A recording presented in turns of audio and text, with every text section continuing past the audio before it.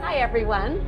I'm Patricia Ravitz. I'm a licensed marriage and family therapist, and I'm the chair of this year's annual conference 2018. And I'm here today with Shannon Kopp, MFA, and Dr. Annie Petersen, who is a doctor of education. And we are all here with our furry friends. So let's start by introducing our furry friends. Since Max seems to have taken a nap, why don't you guys go?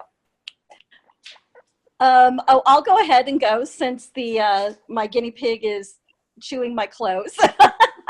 This is Phoenix. Woo, this is Phoenix, the guinea pig, and he's being very patient with me. He wants to be part of this meeting. Phoenix is, we think he's almost 2 years old. He's got a nice little story, but I just wanted to give a little introduction to Phoenix. Awesome. And how about you, Shannon? Who do you have with you? This is Bella Boo. She was 8 weeks old when I adopted her almost 8 years ago at the San Diego Humane Society. She's a poodle shih tzu mix and the love of my life. I'm very excited to be here today. Awesome. And I'm here, I'm trying to get him in the shot, with my dog Max, who is 11 years old. I adopted him when he was 4 months old. And Max's story recently is that he had a very large tumor and went through a 4-hour surgery last September, and he's doing really well, and I'm thrilled to have him here to meet your animals and to hear more about animal-assisted therapy and soul pause. So what I'd like to cover today is to hear some about your upcoming workshop that you're going to do about animal-assisted therapy and eating disorder and trauma recovery. And then also just to tell us about soul pause and what it is and what you do. And then lastly, I want to make sure we talk about our petting parlor, because we have quite a bit of excitement happening around when I tell people that we're going to have our furry friends and they're going to be able to come take a break from the workshops and pet animals and learn more about animal-assisted therapy. So Shannon, why don't we start with you, and maybe you can say a little bit more about your upcoming workshop and what you'll be covering and what people will be able to take away.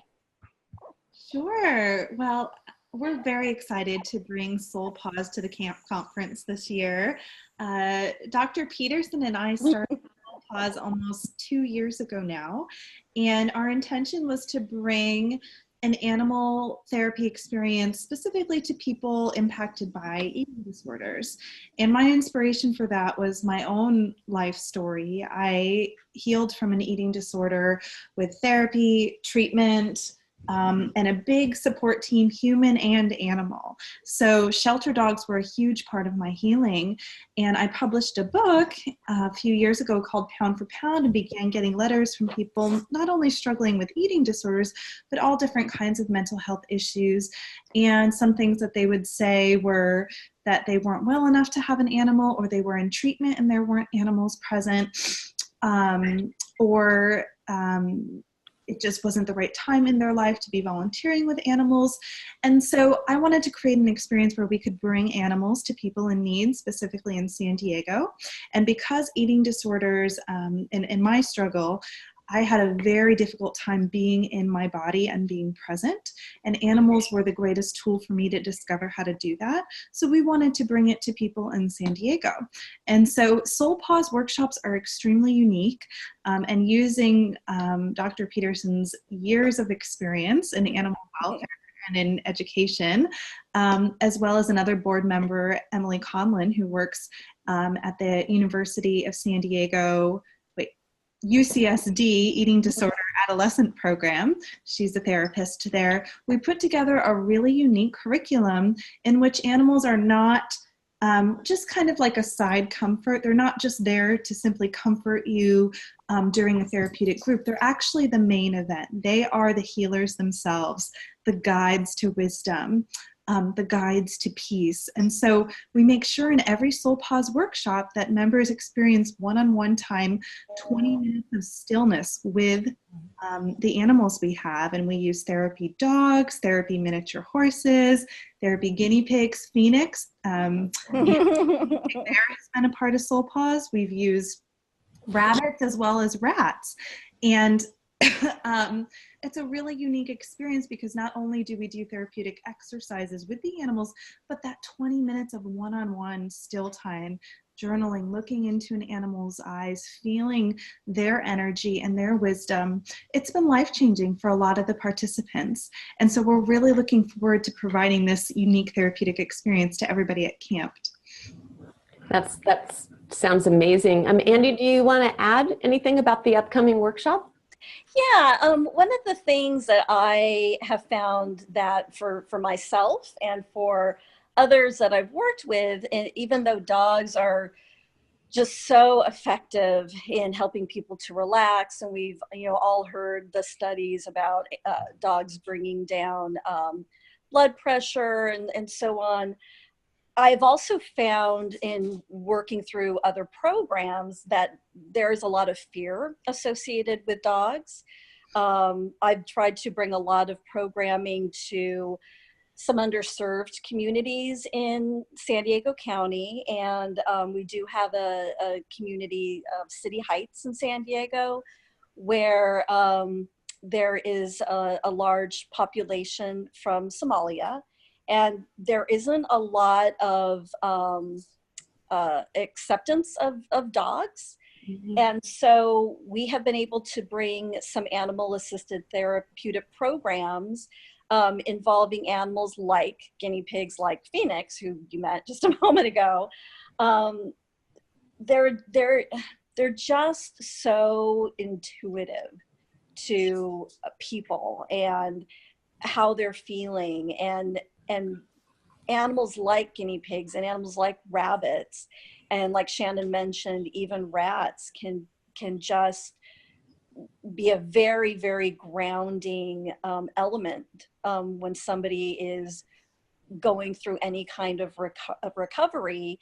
And with trauma-informed care, there are all sorts of strategies that can be used with people, and incorporating animals into that type of therapeutic strategy really seems to make a difference for some. That sounds wonderful. I'm just going to make a little plug for rats, because when I was a teenager, my younger brother had Bert the rat, who was a great family pet, and we all really loved him, and they're so smart, and they're so cute, and they're so affectionate.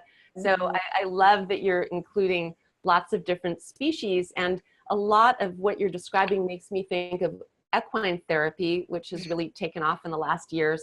And these smaller animals are so much more accessible, but there's that same kind of connecting with the animal that helps you slow your own heart rate and move into your body. And for a lot of people, it's the first experience of making contact with someone that they can learn to trust and love. And it's very, very powerful.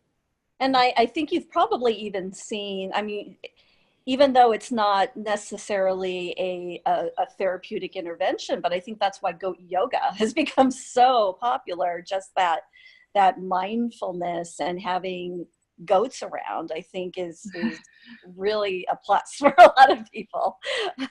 Okay, so I'm just a Soul Pause yoga fundraiser at University of San Diego in a couple weeks, so we're excited about that. But wonderful. This is an incredible tool. So I'm just going to say I had not heard of goat yoga. That was up here in Northern California, where it's maybe a little behind SoCal. It sounds like something I really must try. Yeah. I think that's a next year session. Exactly. Goats next year. I wonder if you could take a little time and tell us how you envision our petting parlor. So we're just to let viewers know, we're going to have a section in the exhibit hall where we're going to feature Soul Paws, and I know you guys are planning to bring some animals. So what can you tell us? Give us a little preview. Well, I'm definitely going to have Phoenix with us during the session that we're having, and I know that Shannon has coordinated with some other visitors too. So Shannon, if you want to talk a little bit about that. Sure. I know that on April 26th, Thursday, we're going to have some of our Soul Paws regulars. So we're going to have a Rottweiler therapy dog as well as a miniature horse. And we may even also have a golden retriever. So we're being very conscious about, I mean, therapy animals have very busy schedules. Trying to get in these schedules is a little bit difficult. They're much busier than I am. So we've definitely got animals that are going to be there Thursday. We're working on getting some to be there Friday, but what we can tell you for sure is that if you attend our session starting at 2:15 on Thursday, we're going to be doing a signature Soul Paws workshop in which we will have several dogs, Phoenix, the guinea pig, and a miniature horse there. And anyone that's there will experience this one-on-one therapy that I was talking about before. So I think it's going to be a really powerful experience. Emily Conlon, one of our board members and a therapist at UCSD, will be leading the workshop. That sounds incredible. And like I said, there's a lot of excitement about the petting parlor. And I wonder if you could share with us the story of how you came to the name Soul Paws. When I saw that, I knew I was going to love you guys and what you're doing. The name resonated so much with me, but I just suspect there's a story there, and I'd love to hear it. Sure. Well, I battled an eating disorder for almost a decade, and my greatest challenge, I also worked with a therapist who utilized ACT and DBT and later animal-assisted therapy in my treatment. And my biggest struggle was pausing the moment and sitting through uncomfortable feelings or physical sensations, being in my body. We would call it the power of the pause in therapy, and practice just pausing, what that looks like, taking a deep breath, being in my body. And it was really easy to do in my therapist's office, and then it was really hard to do outside of there. I met Annie working at the San Diego Humane Society, and I actually started that job less than a year after I was discharged from a residential eating disorder treatment program. And so I was still battling my eating disorder secretly. Not a lot of people knew. I believe the animals knew. They really can sense your energy and were immensely loving and supportive to me. But I was so frustrated because on an intellectual level and in talking to my therapist, I understood that every day I was surrounded by loving animals I could turn to in moments of anxiety or discomfort or sadness or depression. And yet I kept turning to food during the day, and I was binging and purging at the San Diego Humane Society. And for the first time in many years, I wanted to recover more than ever before because this was my dream job. I didn't want to lose it. I felt like I was connecting with my soul again, connecting with something beyond food and body and weight and scales. I loved these animals so much, and yet I knew I was going to lose this job if I continued to engage in the eating disorder. And so my therapist, it's a much longer story. You can read the whole thing in pound for pound, but essentially my therapist started having me make commitments to visit with certain shelter dogs before meals during moments of anxiety. And unlike all the other commitments I tried to make in the past, like to journal or meditate or call a friend, things I tried to do to interrupt these powerful urges to binge, the animals actually worked. And I believe they worked because I came into this world loving animals. It's just a part of my soul, a part of my DNA. I'm just an animal person. I connect really deeply with animals, and that connection ended up saving my life.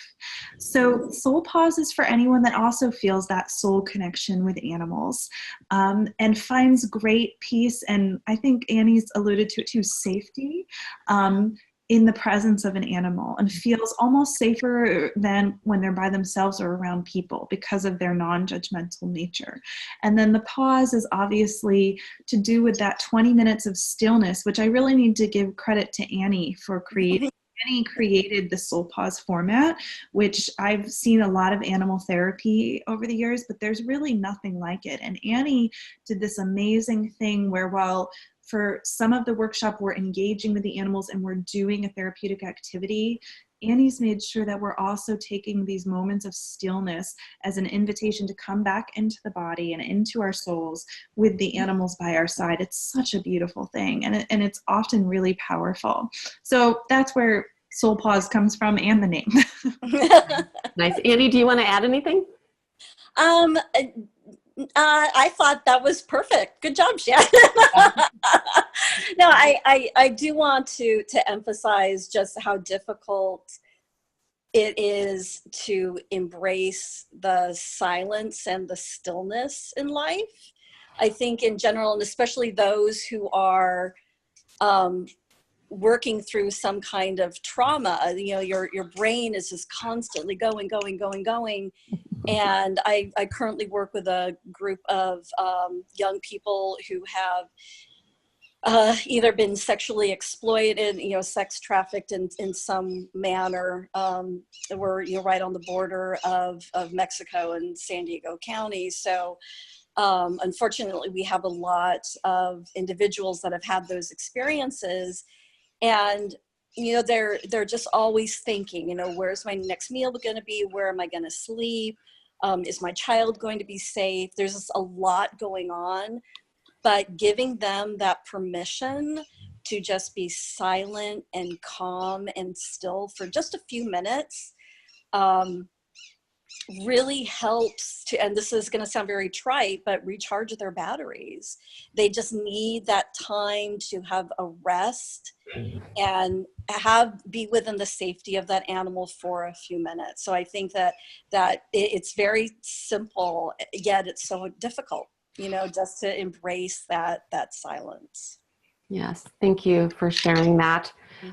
I wanted to just take a minute and share a story with you. I specialize in treating eating disorders, and so I work with a lot of people who've experienced early childhood trauma, and I do groups. And in one of my groups, there was one of my patients who had been so traumatized. She really kept virtually everyone out of her life. She didn't really let people in and wasn't really intimate with anyone, really sharing feelings or just turning to people for support.